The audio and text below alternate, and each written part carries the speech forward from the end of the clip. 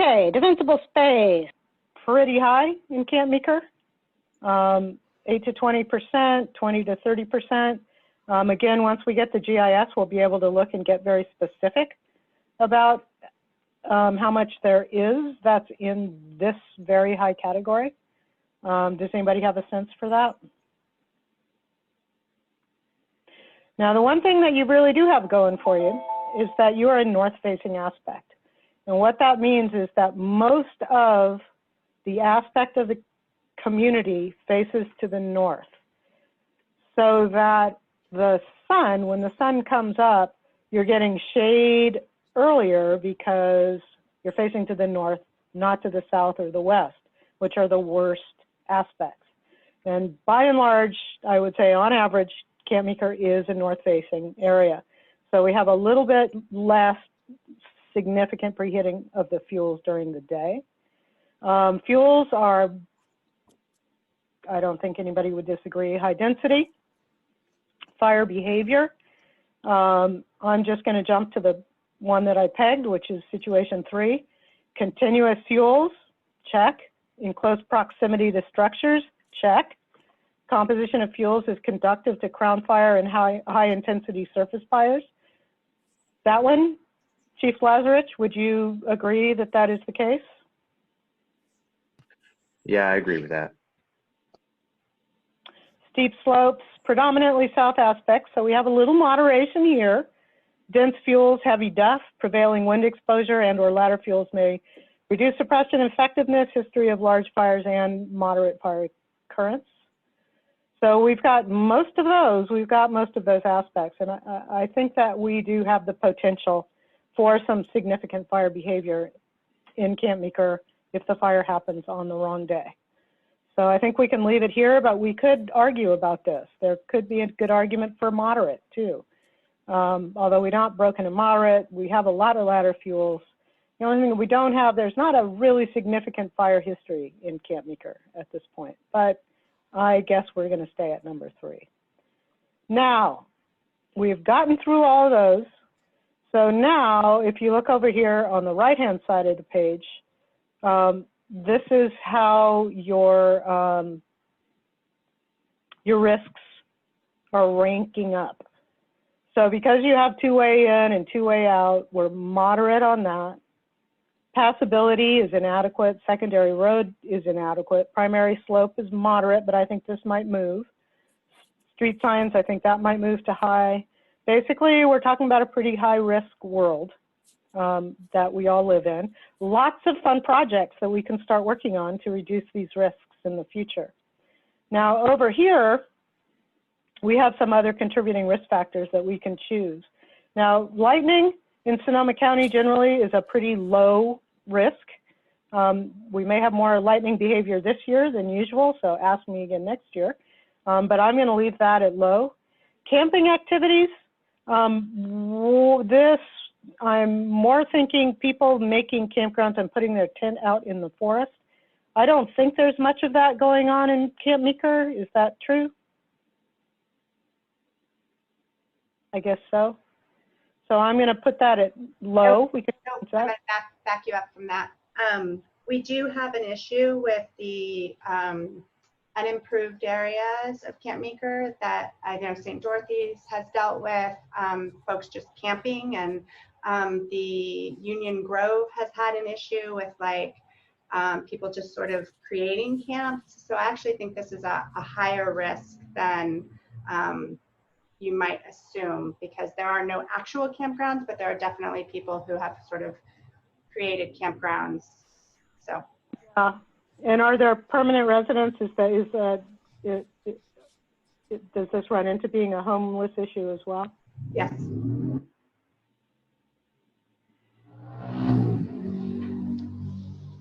On?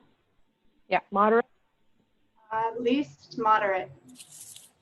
Let's go there for now. Visitors and activities? Moderate? High? It depends on how we involve the camps. Right.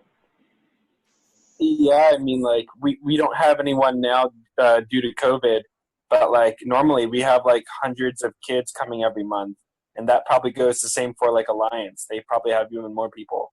Right. And there is a meeting upcoming that I have on my calendar for the camps to talk about, well, that's actually to talk about exit strategies. So that's not to talk about things like defensible space necessarily. So really the way we would determine is this moderate or high is to check in with the fire department and ask them, how many times have you had to respond to fires that started due to visitors? That could either be a visitor with a bogus barbecue on a deck, whatever. But the fire department might be able to get us more specific data about this. Is this a high risk or a moderate risk? Okay. I'm going to go moderate for now, but we should circle back around to Camp Meeker fire. And if CAL FIRE has records on that, we can check in with them as well. Okay. Understory is receptive to in ignition. You have a lot of sudden oak deaths. You have a lot of brush. Thick trees and brush, I would say that's a high. Unmaintained power line corridors. I don't know how much PG&E is done in there. I'm getting a high. I think it's high. Fuel loads are high. Winds, I don't think of Camp Meeker as being particularly windy. How do y'all feel about this? I feel like Camp Meeker's changing so much, just the whole corridor to the coast, everything has changed and we have a totally different environment than we've had previously. What does everybody else think? Well, I live on the other side of Camp Meeker where I actually get southern sun, and we're pretty much like we're right across from Anderson Hall, and there's a wind here almost every day. It's rare that there's not a wind coming through here for a few hours, and sometimes it's pretty strong. That may not be true in other parts of Camp Meeker, but we get quite a bit. At least moderate. I'm going to ping you at moderate for now, and we can check in with CAL FIRE and all kinds of folks to see if we can get better data on that. Okay. History of fire ignitions. This is going to come from fire department records, both from CAL FIRE and Camp Meeker. You haven't had that many fires, correct? Historically? Well, we need is an average over years. So let's say the last 10 years. I'll add that to my list. Yeah, and that can come. The fire department should have all that data in their data that they collected for reports. And Caerleon, just a quick question on the visitors. There have been a couple of comments. Are people who have weekend homes here or Airbnbs, are those considered visitors? Yes, I would say so. A visitor who's a really regular visitor who shows up every weekend and has for 30 years, you know, that's back and forth. It's, you know, let's think of it a little more globally. Is this an issue that there's a great fear that the fire will start because of this? And that's really where we want to go, not the specifics of who's a visitor and who's not, but how big a risk is that? And again, we can look back into fire department records to try to fine tune this a little bit. These next categories are going to be kind of up to you. And I think that it is 5 to 7, and I do apologize that I had to bail a little bit early on this meeting. I had another meeting get scheduled underneath me that was unavoidable. So what you can put down here, I'll tell you on the last plan, for example, that I did, the community felt very, very strongly that cannabis grows were causing significant risk in their community. So they added that. That was a couple of years ago. I think things have changed since then. When you add these categories, you want to really think about what's a real risk that's based on data. How many responses has the fire department had because of, if we use cannabis as an example, because of cannabis? Have they had to roll on that 50 times? Or is that everybody thinks it's a problem, but there's never really been a response? So you want to think about this with a sort of a data hat on too. So not only what you instinctively think is a problem, but what do we need to clarify with the data that exists on what's happened up until now? So I'll let you guys, Adriana has this form in her computer, and she can continue on. And before I bail, I will email this version to her as well, so that she has that. And does anybody have any last minute questions for me before I bail off? I just have a question for everybody clarifying. So when we get some of the answers to these questions, are we coming back at the next meeting? Are we trying to get this information between now and then so that we have this agreement? Yeah, I think that what we're going to want to do is clarify the points that need to be clarified. And then what we'll use this list for primarily is to really look at what are our risks and what can we do? What are the programs that we can build to moderate those risks? So that's how we'll be using this in the future. Great, thanks so much for being on, Caerleon. We'll just go ahead and shift. Adriana, want to take over the mic? I'm gonna take a look for the most recent version of that document in our Dropbox. Great, and while Dropbox? Or email, Caerleon, however you'd like to pass it over. Email, I think, is quicker at this point. Okay. Sounds good. And while that's happening, maybe we could just start into some thinking together, just open the floor to what other risks do you feel that Camp Meeker is facing at this time?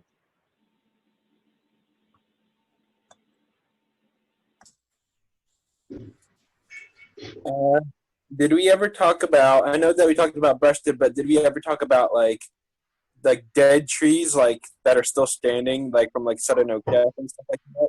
So we have plenty of that in our woods. That's a great question. I would definitely, in Camp Meeker's case, I would definitely add, sod has really wreaked havoc around there. So I would definitely add that to the list. And think about starting to go out and count those trees in discrete areas so that you really have some data about how many dead trees do you have. And with that, I have emailed the document to you, Adriana, and I am going to have to bail. Thank you, everybody. This was awesome. Great. Thanks, Caerleon. And Adriana, there's a question maybe we'll just take up before asking these other ones. Can you just clarify how this risk assessment will be used? Yeah, I think Caerleon just spoke to that. The risk assessment is the tool that lets us understand, you know, what is the lay of the land, what are our greatest risks in Camp Meeker, and also, as I'll show you in a minute, the last page populates a table that shows us which of these risks that we've identified are ones that we can take action on most easily, most affordably, most feasibly, like roadside vegetation. That's something we can really modify, versus things that are going to be more difficult, like the width of your road. Those are much more difficult to change. So it'll give us some perspective and a way to approach the risks list that we've made. I hope that answers the question, but we can continue to talk about it. And I'm going to put up my, I'll put up the PDF now. A couple of questions too. Are abandoned buildings considered a risk? Yes, especially if they're made of flammable materials, definitely. Mm-hmm. A lot of non-native ladder fuel, broom. Another one that Caerleon brought up is, you know, we have very narrow roads, but we also have a lot of cars that are routinely parked on those roads, making them even more narrow. So that could be a contributing factor. And here's my PDF. There we go. Okay.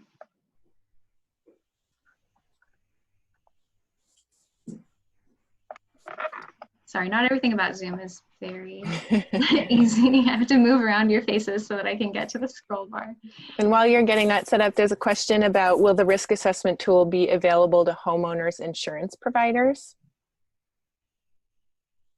This plan is our plan. So I think we make it available to whoever we want to. It is a private document that's just ours. Fawn, do you want to say anything about that? I know you have a lot of expertise in this. Well, my initial thing was, let's hope not. No, of course not. They absolutely wouldn't have this information, but I think the CWPP, when it's done, is something that potentially not necessarily available to insurance providers, but the things that we do out of that might move us towards like the FireWise community, or things that we can point to that we've done specifically to reduce our risk. So this is all kind of that first step towards that, but we'll only share what is helpful to us. They have all of the GIS data. They have all of the wildfire maps and things. So yeah. Yeah, but some of it is not a secret. Do any of our fire chiefs want to talk a little bit about how public these CWPP documents can be, or how they're ever exposed to insurance companies? I can't answer that question with any authority, but my feeling is that this is our document, and we will, make it available as we see fit. But I'll write that down for bringing back to our next meeting. Are there any other contributing risks that people want to point out? Do people feel that road cars parked on the side of the road could be a contributing factor? Making evacuation more difficult, or yes, first responders less able to come? Okay, I'm gonna.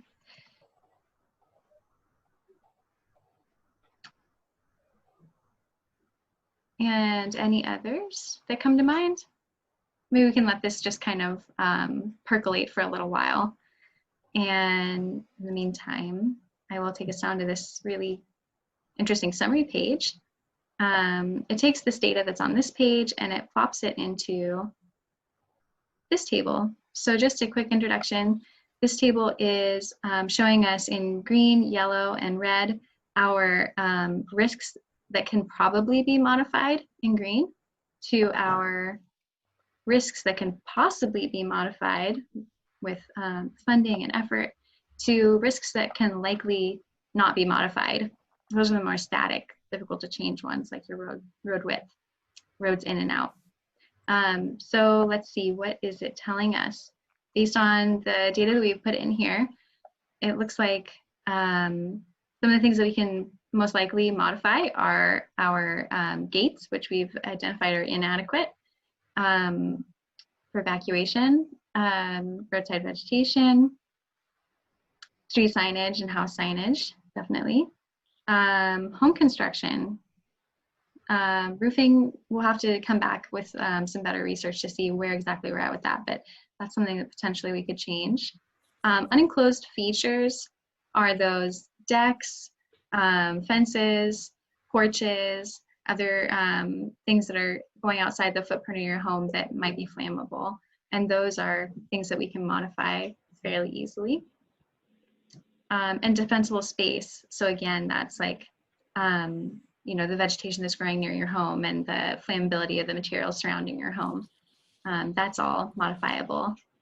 Before I go on, does anyone want to say anything about these risks? Just leave it totally open. If anyone wants to jump in, please do. Dewey, you want to pipe in? I see your hand up, Dewey. Yeah, I was just about texting or sending a message, but I'm unclear about the gates thing. I don't quite understand what installing keys and so forth. The evacuation, if it were to go west up through the forest, the current road situation would be impassable. I mean, there's no real road. There's a fire road, but it's essentially not. It certainly wouldn't be passable for anybody who wanted to drive a car up there to get away. That's something I think we should put onto the agenda in terms of the future and protection and so forth. But currently, I just don't quite understand, installing keys. I don't get it, because at this point, the evacuation is all going to be happening down to the Bohemian Highway, because that's the only road out. Yeah, it would be great to hear our chief's perspective on this, but my thinking is that it's for, you know, first response for attacking a fire that started up on the top of the hill. How are we going to get there to extinguish it? Yes, so from CAL FIRE's perspective, just locked gates are a hindrance just in general. So if we have access with keys, we don't destruct someone's gate if we have to get through there. And so it can be ingress, egress for evacuations or fire personnel up the mountain. Just makes it so much easier. And also they have those gates, the heavy duty ones. We have, Caerleon said we have those universal keys, but some gates don't allow us to get bolt cutters in there. So if those are in place in your area too, we definitely would like a key, or else we're ripping off the gate, and that's destruction of an entire gate, which takes some time to get through. So anything that's locked up for access is very difficult for us, and any way we can get through those gates easily is just that much better.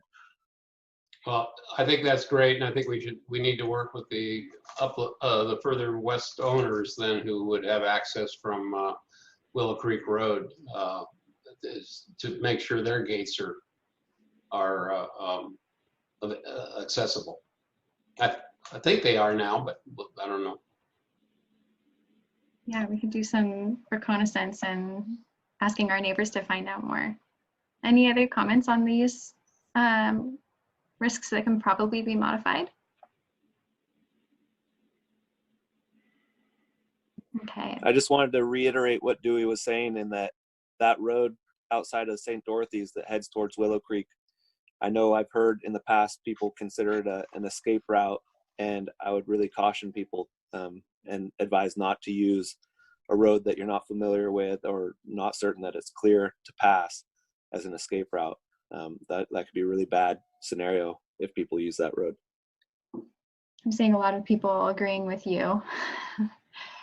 I concur with that as well. I have a comment on the home hardening construction where we have siding adequate, but I feel like our discussion was that they almost all have wood siding, many are shingled. So I'm not sure how we ended up with adequate for siding. Yeah, you know, I think what Caerleon was saying is that the real issue is the, flammable material next to the siding of the house. Of course, shingles are really flammable, but wood siding is not as flammable. So I think this would also be an area where we want to do some more surveying or asking around to get a more accurate picture of our risk there. So, okay. Any other questions? Okay, let's move on to the next section. And Adriana, just pointing out the time, we've got about 7 minutes left, 7 or 8 minutes. Okay, great. Thanks, Katie. Mm-hmm. So our risks that can possibly be modified, we have the presence of some bridges. We're not sure exactly what their rating is or what their, if they're wood or not in all the cases, but this is something that we could modify had we the funding and the partnerships available to make it work. Our water and fuel sources, yeah, we have really adequate water system. We'll get more information about that, but having the hydrants throughout Camp Meeker is an amazing blessing, as Caerleon said. I have a comment on that real quick. Yeah, go ahead, Fawn. We're talking about water sources being adequate, but for the overall assessment, if the access to the water source is inadequate, doesn't that then make the water source not really adequate? So it's something that we need to think about. And we're talking about how the fire trucks can't get through, or people are coming down and trucks are trying to go up. It doesn't matter if you have a hydrant if the fire truck can't get to it. Well, it is definitely, I want, fire chiefs to weigh in on this, but it's definitely better than having our water source being conveyed from a pond that's a quarter mile away or something. So in that case, we're a little step ahead. Can we manually do them if the truck can't get there? Question for the fire guys. Does anyone want to comment on water resources while we're on it? Okay. I will comment that, relatively speaking, Camp Meeker has one of the best water systems for a rural community that you could ask for. Yay. And so the hydrant system is actually really remarkable in my experience. When we've needed it, it's worked. And that's a positive for the community. I imagine, the infrastructure could be damaged in the event of an earthquake or something significant like that. But on your typical day, the water system has worked every time I've needed it. Okay. Great. Then we have our fire behavior and fuels density. These are both in the extreme category, but there are things that can be modified through planning, like what we're doing now to identify those risks.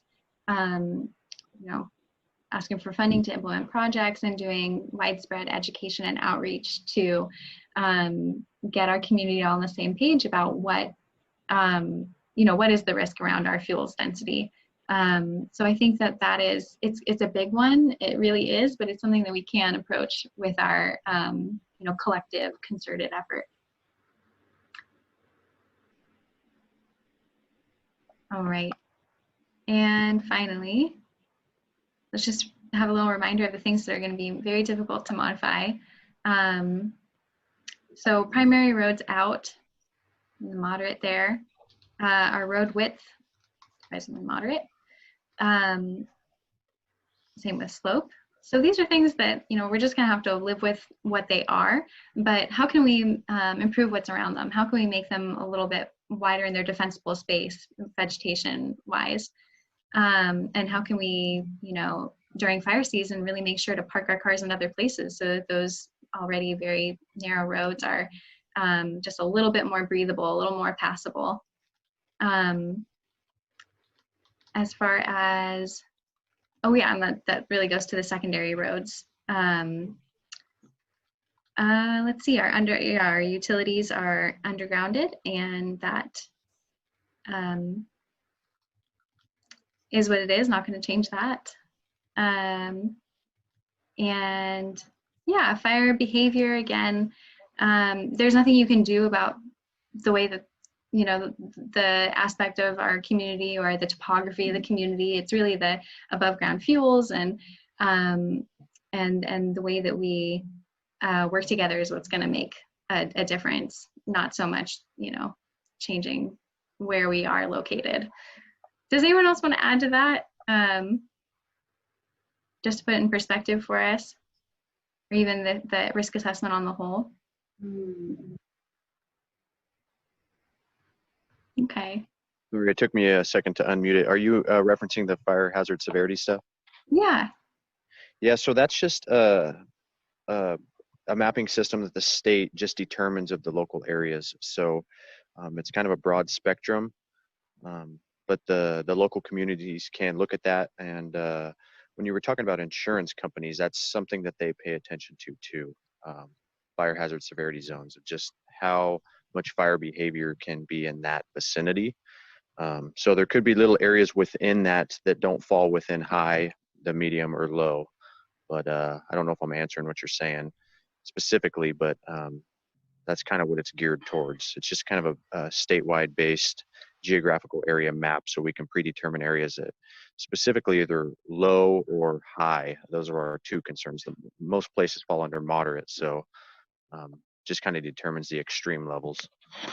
Yeah, thanks, Chief. I mean, yeah, that's the situation we're in, is we have the certain, existing fire behavior, that you would predict to see based on our location, slope aspect, all of that can't be changed, but we can definitely improve what's happening in our specific neck of the woods in terms of the fuels available. And Adriana, we just have a minute left. I wonder if you want me to put up the link to the little interactive slide deck. That would be great. Yeah, sure. Let's move over to that. And I believe Katy wanted to leave 15 minutes of open time for us to continue this discussion a little less formally. So I think I'll just, we can wrap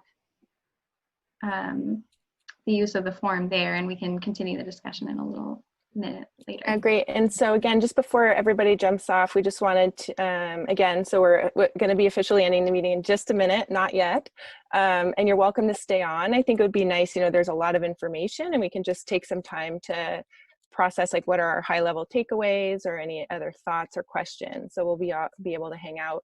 But I did just put in the link to an interactive document, which has the links that Adriana referred to earlier from meeting 1, some links to some really wonderful resources on a virtual information table, and then signups to get involved. So again, Fire Safe Camp Meeker is a community-based organization. It's all volunteers, and there's a real interest in, if anyone on this call from Camp Meeker has a little time to help with a very discrete piece of the plan or to get involved with Fire Safe Camp Meeker. I don't know if anyone from Fire Safe Camp Meeker wants to say anything else about that before we do an official end, but it'd be great to have you take a look at this presentation and do what you can. Yeah, I will speak to that. Just that we need everybody's participation at whatever level you're able. Specifically right now, some of the things that we are seeing a real need for are some social media and communications issues. Being able to sort of coordinate between, there's so much stuff going on with fire right now, and we're just beginning to ramp up to that. So there's Fire Safe Occidental doing their things. And as an example, tonight there are 3 other meetings that are fire specific. So we can't be everywhere at the same time. So being able to provide the resources, the links, the things, the communication piece to the people specifically in our community who are interested would be huge. And I think from this assessment, we recognize the need for some specific points of action, one of them being evacuation, and there's some talk of that already going on, but we need people within our community, within the different neighborhoods. Great to hear a quick word from you as well before we wrap up. Sorry, Fawn, your sound went out for a minute there, but I'm also just realizing that might have been my computer, so my apologies if I cut you off. It could be because we're at the end. So please sign up, help us wherever you can. Get your neighbors on next week's call. And I just want to invite Richard Diaz from the County Department of Emergency Services. Did I get that right? Emergency management. Emergency management. Okay. No worries. No, thank you, Katy and Adriana, again for the invite. I just want to this final end to wrap up, just simply say again, evacuation is a key word for us. We're trying to focus on the planning and the efforts for this. So, you know, as I'm listening to the CWPP process, especially this risk template, I picked up on a lot of information that will be useful for it. So I'm actually thinking too, I think Paula mentioned it. It's kind of like to start working with some of the communities. I'd love to touch base with fire chiefs as well. There's a lot of knowledge that we would like to touch base with and just, you know, work with and recycle what's there already and understand this evacuation routes and the elements of hazards. Very shortly, what we envision is the following. Evacuation alert is issued by the Sheriff's Office. We want to simply evacuate Camp Meeker in 15 minutes, 20 minutes, 30 minutes. Is that something possible? Yes or no? We are planning for that. And that, of course, needs to be something that is community-led, the whole process, and that's what we want to engage with. What are the assets that are required for that? You know, so the county kind of like, you know, also leverages one way or another what we can do with the alert and warning systems in place. We're doing a lot with it. So this is what I like about, you know, sitting in here and learning and understanding what the situation is within Camp Meeker, so we can, you know, continue through that. I've heard a lot about, you know, access from the back area, you know, the gates that are closed, et cetera. Those are things that we need to understand. Eventually, how we want this to work is, you know, carve out a small map, evacuation map for Camp Meeker. That is, it's actually carved out of the actual Sheriff's Office evacuation map, which is something that is being developed right now. We are supporting them on that. So we're having a Sheriff's Office evacuation map being redefined based on those zones we can then plan for smaller communities, unincorporated areas, et cetera. In this case for Camp Meeker, how will the evacuation work, and what are the streets, what are the routes that the community is going to take? Again, our responsibility is just to get everyone out of harm's way as soon as possible. And that's our project. So thanks again for being here. My pleasure to be here. Yeah, thanks so much for being here, Richard, and for sharing that perspective. So we're going to officially let you go if you want to jump off, and if you'd like to stay and hang out, maybe we'll just stop the recording piece. And